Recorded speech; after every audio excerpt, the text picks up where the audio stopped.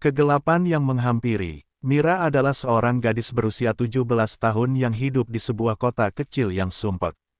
Setelah perceraian orang tuanya, dunia yang dulunya cerah bagi Mira berubah menjadi gelap. Rumah yang dulunya ramai kini dipenuhi dengan kesunyian dan ketegangan. Ibunya, yang terpuruk dalam kesedihan, lebih sering mengurung diri di kamar, sementara Mira merasa terasing dalam rumahnya sendiri. Ketiadaan kasih sayang dan perhatian membuatnya merasa hampa. Setiap malam, Mira keluar rumah, mencari pelarian dari kenyataan yang menyakitkan. Ia mulai bergaul dengan sekelompok teman yang juga terjebak dalam kehidupan malam. Mereka mengunjungi bar dan kafe, tempat di mana suara musik dan tawa menutupi kesedihan masing-masing. Namun, di balik senyuman dan tawa itu, Mira tahu bahwa ia hanya bersembunyi dari masalah yang semakin menggunung. Suatu malam, saat Mira berjalan sendirian di jalanan yang sepi, ia merasa ketakutan. Bayangan hitam melintas, dan suara-suara aneh seolah mengikutinya. Namun, keinginan untuk melupakan masalah membuatnya terus melangkah. Saat ia berhenti untuk mengatur napas, tiba-tiba seorang perempuan muncul di hadapannya. "Hei, Mira, kau masih ingat aku?" tanya perempuan itu dengan senyum lebar. Mira menatapnya bingung, tetapi saat perempuan itu memperkenalkan diri sebagai Naya, teman semnya, kenangan masa lalu mulai bermunculan. Naya terlihat lebih dewasa dan anggun, tetapi di balik senyumnya, Mira merasakan kehangatan yang telah lama hilang dari hidupnya. Naya mengajak Mira ke kafe tempat mereka biasa berkumpul. Di dalam kafe yang ramai, Mira menceritakan semua kesedihannya, perceraian orang tua, kesulitan finansial, dan bagaimana hidupnya terasa sia-sia. Naya mendengarkan dengan penuh perhatian, dan saat Mira meminta pinjaman untuk sewa kos, Naya tidak ragu untuk membantunya. "Bisa kau bayarkan nanti?" "Iya, aku percaya padamu," kata Naya sambil memberi Mira uang tunai. Mira merasa berutang budi, tetapi ia juga merasakan harapan baru. Setelah pertemuan itu, Mira kembali ke rumah dengan perasaan campur aduk. Ia bertekad untuk memperbaiki hidupnya, meskipun ia tahu jalan yang harus dilalui tidak akan mudah. Keesokan harinya, saat Mira berkeliling kota, ia mendengar bisikan tentang Mbah Kusno, seorang dukun yang terkenal dengan kemampuan pesugihan. Banyak cerita beredar tentang bagaimana orang-orang yang terdesak dapat menemukan kekayaan dengan bantuan Mbah Kusno, tetapi dengan harga yang tidak murah. Keterpaksaan dan keputusasaan mendesaknya untuk mencari tahu lebih lanjut. Mira memutuskan untuk menemui Mbah Kusno. Ia merasa bahwa ini adalah satu-satunya cara untuk mengubah nasibnya. Dalam perjalanan menuju gubuk tua di pinggiran kota, perasaan cemas semakin menguat. Ketika ia tiba, suasana di sekitar gubuk tampak mencekam, pohon-pohon besar dan rimbun menghalangi sinar matahari, menciptakan bayangan gelap di tanah. Dengan hati yang berdebar, Mira mengetuk pintu. Seorang lelaki tua dengan tatapan tajam dan aura misterius membuka pintu. "Apa yang kau inginkan, anak muda?" tanyanya, suaranya berat dan dalam. Mira mengumpulkan keberanian dan menceritakan kisah hidupnya. Mbah Kusno mendengarkan dengan seksama, matanya tidak pernah lepas dari wajah Mira. Setelah mendengar semuanya, ia mengangguk, seolah memahami kedalaman penderitaan gadis di depannya. "Aku bisa membantumu, tapi kau harus bersiap untuk membayar harga yang tinggi," kata Mbah Kusno. Mira merasakan ketegangan di udara. Di dalam hatinya, ia tahu bahwa setiap pilihan memiliki konsekuensi.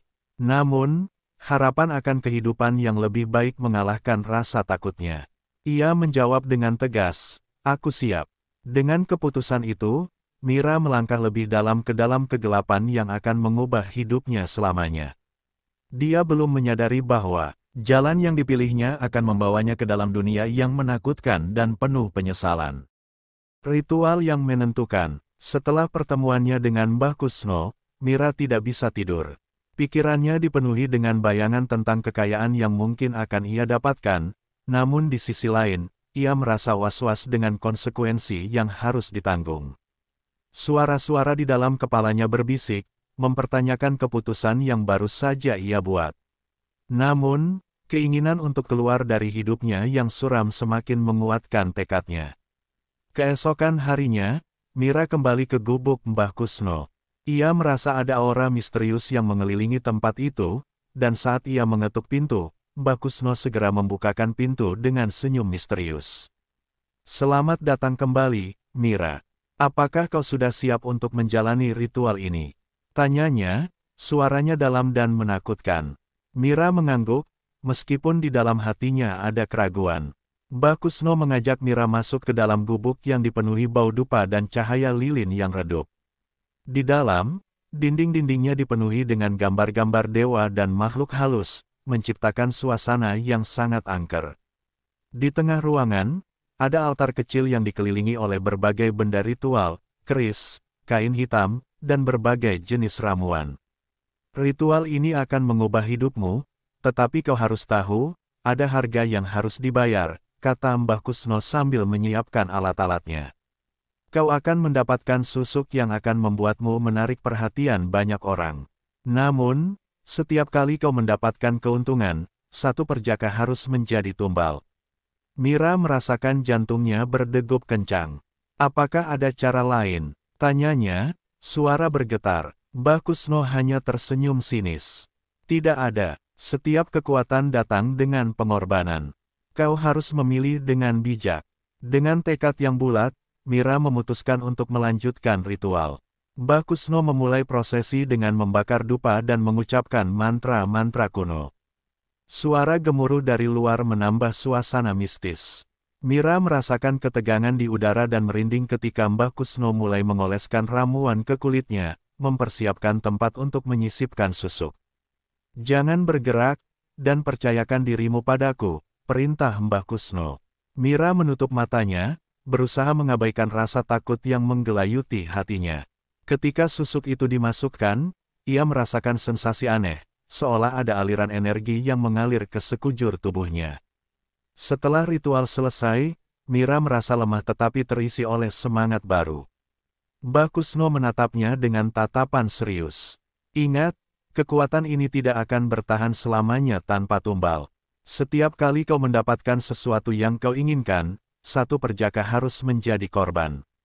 Pilih dengan bijak, karena ada konsekuensi yang akan kau hadapi." Mira pulang dengan perasaan campur aduk. Ia merasa seolah-olah ia telah menandatangani kontrak dengan kegelapan. Namun, keinginan untuk meraih impian dan mengubah hidupnya membuatnya mengabaikan semua peringatan. Bulan-bulan berlalu, dan Mira merasakan perubahan yang signifikan dalam hidupnya. Ia mulai menarik perhatian banyak orang. Pelanggan baru berdatangan, dan ia menjadi populer di kalangan pria yang mencari hiburan malam. Kecantikan dan pesonanya semakin meningkat, dan hidupnya berubah drastis. Mobil baru, pakaian mahal, dan kehidupan glamor menjadi kenyataan. Namun, di balik semua kemewahan itu, ada bayangan gelap yang mengintai. Setiap kali seseorang menyewanya, ia merasakan beban yang semakin berat di pundaknya.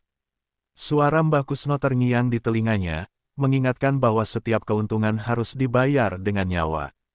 Mira mulai merasakan dampak dari keputusan yang diambilnya. Dalam perjalanan pulang setelah satu malam yang penuh kesenangan, ia melihat sosok-sosok misterius di jalan. Mereka berdiri di sudut-sudut gelap, seolah menunggu sesuatu. Ketika ia melintasi mereka, ia merasakan hawa dingin yang menusuk tulang dan suara gemuruh. Di telinganya, keesokan harinya, Mira bertemu dengan Faris, seorang perjaka yang tampak polos dan baik hati. Faris adalah salah satu pelanggan yang tertarik padanya. Mereka mulai berbincang, dan Mira merasakan ketertarikan yang berbeda. Namun, di dalam pikirannya, suara-suara mengingatkan bahwa Faris adalah salah satu calon tumbal yang harus ia pilih.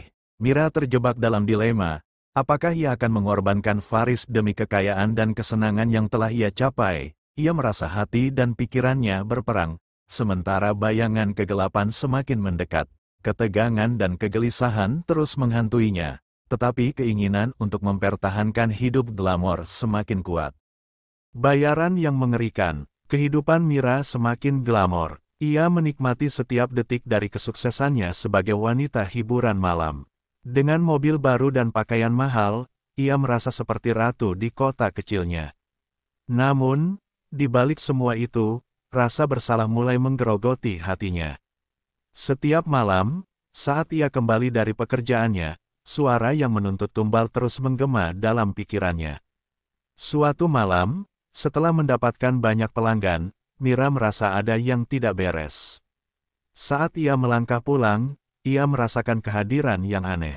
Seperti ada seseorang yang mengikutinya, meskipun saat ia menoleh, tidak ada siapapun di belakangnya.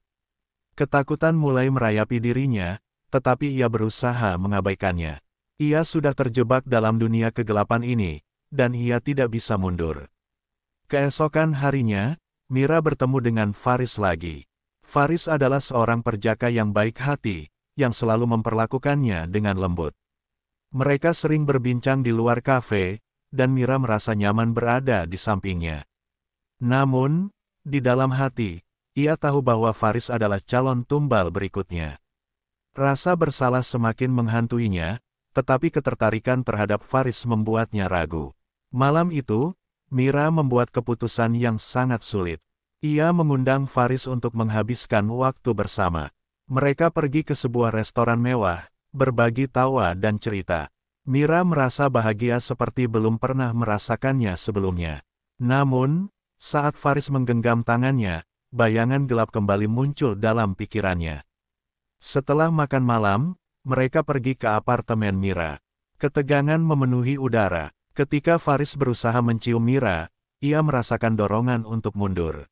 Namun, keinginan untuk merasakan cinta dan kebahagiaan seolah mengalahkan rasa takutnya. Mereka berakhir di ranjang, dan Mira merasakan sensasi yang luar biasa. Namun, di balik semua itu, bayangan akan konsekuensi mengintai di sudut pikirannya. Keesokan harinya, Mira terbangun dengan perasaan campur aduk. Ia merasa bahagia, tetapi juga sangat bersalah. Ia tahu bahwa Faris adalah orang baik, dan mengorbankannya untuk memenuhi keinginan kegelapan adalah sesuatu yang tidak bisa ia terima. Namun, Mbah Kusno terus muncul dalam pikirannya, memperingatkan bahwa setiap keuntungan harus dibayar. Hari-hari berlalu, dan Mira semakin terjebak dalam dilema. Ia tidak bisa menghentikan kesuksesannya, tetapi rasa bersalah semakin membebani pikiran dan hatinya. Suatu malam, saat ia pulang dari bekerja, ia menemukan sebuah catatan di pintunya. Catatan itu berisi ancaman samar yang mengatakan bahwa ia harus membayar untuk semua yang telah ia ambil. Mira merasa ketakutan, tetapi ia tidak bisa melarikan diri dari kegelapan yang telah ia pilih. Malam berikutnya, Mira menerima telepon dari Mbah Kusno. Suara di ujung telepon itu berat dan menakutkan. Waktunya sudah dekat, Mira. Tumbal harus disiapkan. Pilih dengan bijak. Suara itu menggetarkan jiwanya, dan ia merasa terjepit antara keinginan untuk mempertahankan hidup glamornya dan rasa cinta yang mulai tumbuh untuk Faris. Akhirnya, Mira memutuskan untuk mengajak Faris keluar lagi. Ia ingin menghabiskan waktu bersamanya, tetapi di dalam hatinya, ia merasa bahwa ini mungkin adalah pertemuan terakhir mereka. Mereka pergi ke tempat yang indah, sebuah taman yang dipenuhi dengan bunga-bunga berwarna cerah. Di sana, mereka berbagi cerita dan tertawa, tetapi Mira tidak bisa mengabaikan rasa bersalah yang terus menghantuinya. Saat malam tiba, mereka kembali ke apartemen Mira. Ketika mereka berbaring, Mira merasakan ketenangan yang belum pernah ia rasakan sebelumnya. Namun, saat Faris tertidur, sosok makhluk halus muncul di hadapannya. Sosok itu menyerupai wajah Faris tetapi dengan ekspresi penuh kemarahan. "Bayar apa yang kau ambil, Mira?" teriak sosok itu, suaranya menggetarkan jiwa. Mira terbangun dengan ketakutan, tetapi Faris tidak terbangun. Ia merasakan hawa dingin menyelimuti ruangan, dan sosok itu semakin mendekat. Dalam ketakutan, Mira berusaha menjauh, tetapi tubuhnya seolah terikat. Mira terjaga dengan keringat dingin. Ia merasa bingung dan ketakutan, menyadari bahwa ia harus segera memilih. Rasa cinta untuk Faris berkonflik dengan tuntutan kegelapan yang telah ia pilih. Dalam keadaan terjepit, Mira bertekad untuk mengubah nasibnya, tetapi ia tahu bahwa itu tidak akan mudah. Hari-hari berikutnya, Mira berusaha menghindari Faris. Ia merasa bahwa semakin dekat mereka, semakin besar risiko yang harus ia hadapi. Namun, saat ia melihat Faris yang tampak bahagia dan tidak menyadari apa yang sedang terjadi, hatinya terasa hancur. Ia tidak bisa membayangkan mengorbankan orang baik yang telah memberikan kebahagiaan kecil dalam hidupnya. Pada malam yang dingin, Mira akhirnya tidak tahan lagi. Ia memutuskan untuk mengunjungi Mbah Kusno untuk mencari jalan keluar. Di dalam gubuk yang angker, Mbah Kusno menatapnya dengan tajam. Apa yang kau inginkan, Mira? Kau datang untuk membayar atau mencari jalan keluar. Bagaimana jika aku tidak ingin mengorbankan siapapun? Tanya Mira, suaranya bergetar. Mbah Kusno tersenyum sinis. Kau sudah terjebak dalam jaring ini. Setiap pilihan ada harganya. Kau bisa mencoba untuk melawan, tetapi ingat, kegelapan tidak akan membiarkanmu pergi dengan mudah. Mira merasakan ketakutan yang mendalam. Ia tahu bahwa ia tidak bisa melarikan diri dari konsekuensi pilihannya. Dalam perjalanan pulang, ia merasa terjebak dalam kegelapan yang semakin dalam. Ia harus segera menentukan langkah selanjutnya sebelum semuanya terlambat. Kehidupan yang hancur. Seiring waktu berlalu, hidup Mira semakin terjerumus ke dalam kegelapan. Meskipun ia menikmati kesenangan dan kemewahan yang didapatkan dari pesugihan, jiwa dan hatinya terus-menerus disiksa oleh rasa bersalah dan ketakutan.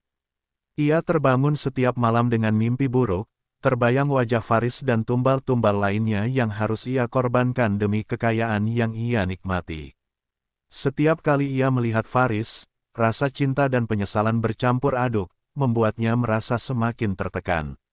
Mira berusaha untuk menjalani hidupnya seolah semuanya baik-baik saja. Ia terus menarik perhatian pelanggan, dan kehidupannya terlihat sempurna di mata orang lain. Namun, di dalam dirinya, ia merasa kosong. Sosok makhluk halus yang mengintainya semakin sering muncul, mengingatkan bahwa ia harus membayar untuk setiap kesenangan yang didapatkan. Suatu malam, ketika Mira pulang dari bekerja, ia mendapati sebuah catatan lain yang terlipat rapi di pintu apartemennya. Bayaran sudah dekat, siapkan tumbalmu, demikian bunyi catatan tersebut. Mira merasakan jantungnya berdegup kencang. Ketakutan menyelimuti dirinya, dan ia tahu bahwa waktu yang tersisa semakin sedikit. Malam itu, Mira tidak bisa tidur. Ia memikirkan apa yang harus dilakukan. Dalam hatinya, ia ingin menjauh dari kehidupan ini, tetapi ia tahu bahwa itu tidak mungkin. Mbah Kusno telah mengingatkan bahwa ia sudah terjebak, dan kegelapan tidak akan membiarkannya pergi dengan mudah. Dalam keadaan putus asa, Mira memutuskan untuk pergi menemui Mbah Kusno lagi, berharap ada jalan keluar.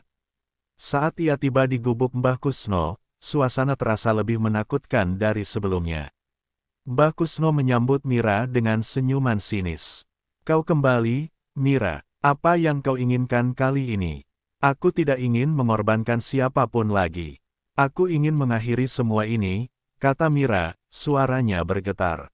Mbah Kusno tertawa pelan, seolah menganggap permintaan Mira sebagai lelucon. Tidak ada jalan keluar tanpa konsekuensi, nak.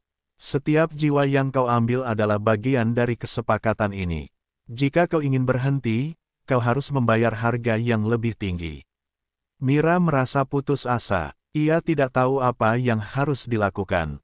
Dalam pikirannya, ia terbayang wajah Faris, dan rasa cintanya yang tulus membuatnya semakin tertekan. Ia tidak ingin melihat orang yang dicintainya terjebak dalam permainan kegelapan ini. Namun, pilihan yang tersisa semakin menipis. Beberapa hari kemudian, Mira terpaksa menghadapi kenyataan pahit.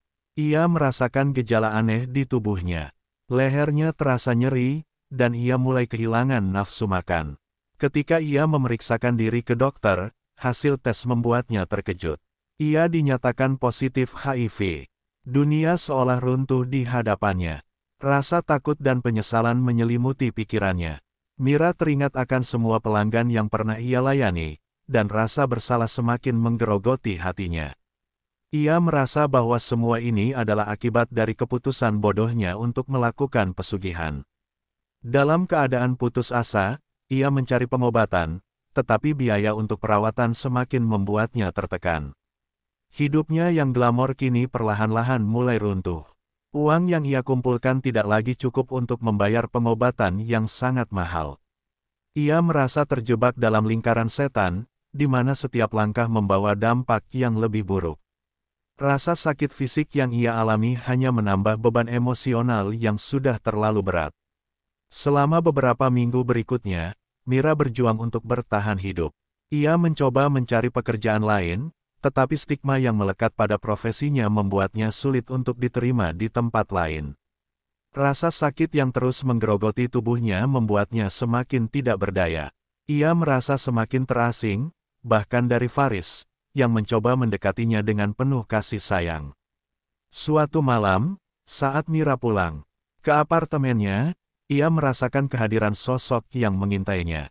Bayangan gelap itu semakin mendekat, dan suara bisikan meminta tumbal semakin keras. Ketika ia menoleh, ia melihat sosok Faris berdiri di depan pintu, wajahnya penuh kekhawatiran. "Mira, kau baik-baik saja?" tanya Faris, melihat wajahnya yang pucat dan lemah. Mira berusaha tersenyum, tetapi ia tahu bahwa wajahnya tidak bisa menyembunyikan rasa sakit yang ia rasakan. "Aku baik, Faris. Hanya sedikit lelah," jawabnya, berusaha mengalihkan perhatian. Namun, Faris tidak percaya. Ia meraih tangan Mira dan menggenggamnya erat. "Aku khawatir tentangmu. Jika ada yang bisa kulakukan, katakan padaku." Mira merasakan haru. Cinta Faris tulus, tetapi ia tahu bahwa ia tidak bisa menjadikannya tumbal. Dalam hati, ia berjanji untuk melindungi Faris, meskipun itu berarti mengorbankan dirinya sendiri.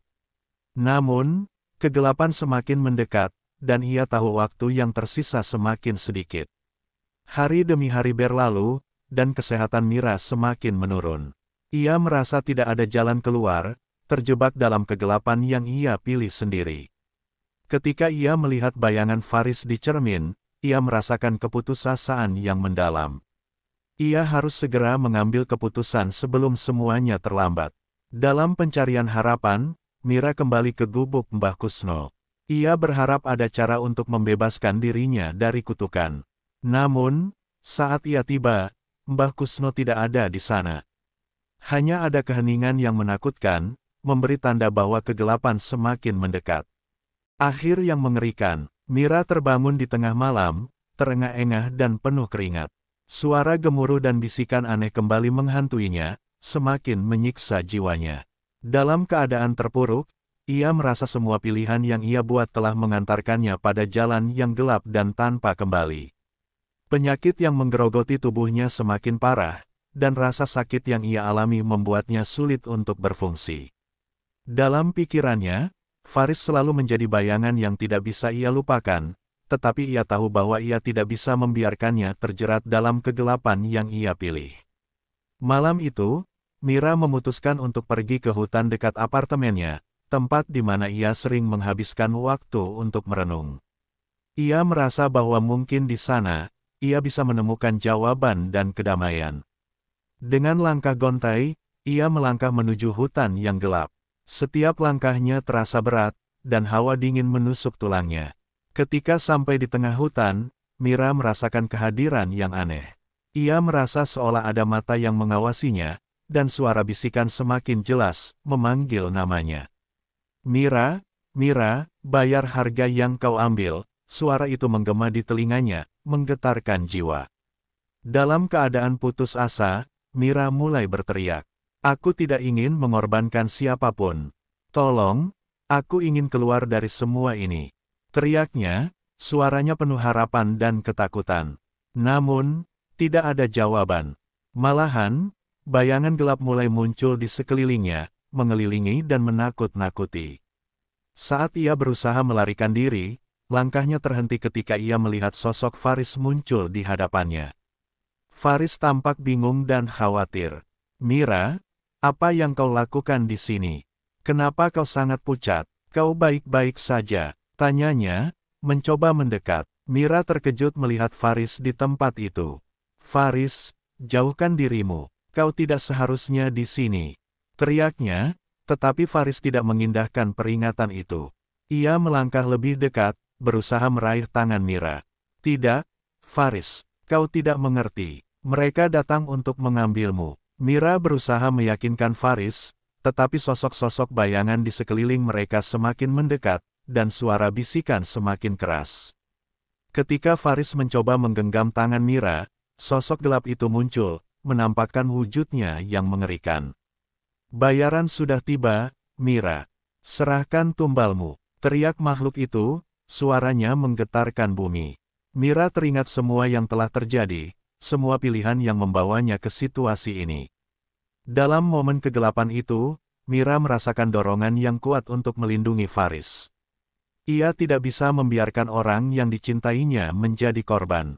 Dengan segenap tenaga, ia berteriak, "Ambil aku.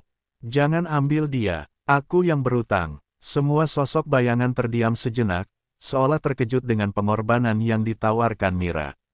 Faris, yang terkejut, berusaha menarik Mira menjauh, tetapi ia sudah terperangkap dalam jaring kegelapan.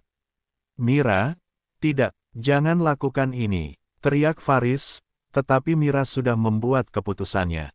Mira merasakan tubuhnya lemah. Dalam sekejap, sosok-sosok itu menyerang, menghisap energi dan kehidupan Mira. Ia merasakan rasa sakit yang luar biasa, tetapi di dalam hatinya, ada rasa lega karena ia telah melindungi Faris. Dalam detik-detik terakhirnya, ia melihat wajah Faris yang penuh kesedihan dan ketidakpercayaan. "Aku mencintaimu, Mira. Kenapa kau melakukan ini?" Suara Faris terdengar samar, dan Mira ingin menjawab, tetapi semua terasa gelap. Dalam kegelapan itu, ia merasakan kehangatan yang perlahan-lahan menghilang, dan segala kesakitan seolah sirna. Ketika cahaya kembali, Mira terbangun di tempat yang asing. Ia berada di sebuah ruang putih yang tenang. Di sekelilingnya, tidak ada lagi suara bisikan atau sosok-sosok menyeramkan. Mira merasa damai, tetapi saat ia mencoba bergerak, ia teringat akan Faris dan semua yang telah terjadi. Di luar ruang itu, ia melihat bayangan Faris berdiri, wajahnya penuh air mata. "Mira," teriaknya, tetapi suara itu semakin menjauh. Mira merasakan kesedihan yang mendalam. Ia ingin menggapai Faris, tetapi sepertinya ada dinding tak terlihat yang memisahkan mereka. Dengan penuh penyesalan, Mira menyadari bahwa ia telah kehilangan segalanya. Kegelapan yang ia pilih telah mengubah hidupnya selamanya, dan ia tidak bisa kembali. Dalam keheningan, ia merasakan penyesalan yang mendalam, menyadari bahwa semua kemewahan dan kesenangan yang ia dapatkan tidak sebanding dengan harga yang harus dibayar. Di luar, suara-suara misterius mulai menghilang, dan Mira merasakan bahwa ia tidak sendirian. Ada banyak jiwa lain yang terjebak di tempat itu, semua dengan kisah yang sama. Mereka adalah tumbal-tumbal yang telah hilang, terjebak dalam permainan kegelapan yang sama. Cerita ini berakhir dengan kesedihan dan penyesalan yang mendalam, mengingatkan kita akan bahaya dari keinginan yang tidak terkontrol dan konsekuensi dari setiap pilihan yang diambil. Mira kini menjadi bagian dari kegelapan yang ia pilih, terjebak selamanya dalam kesedihan yang tidak akan pernah ia lupakan.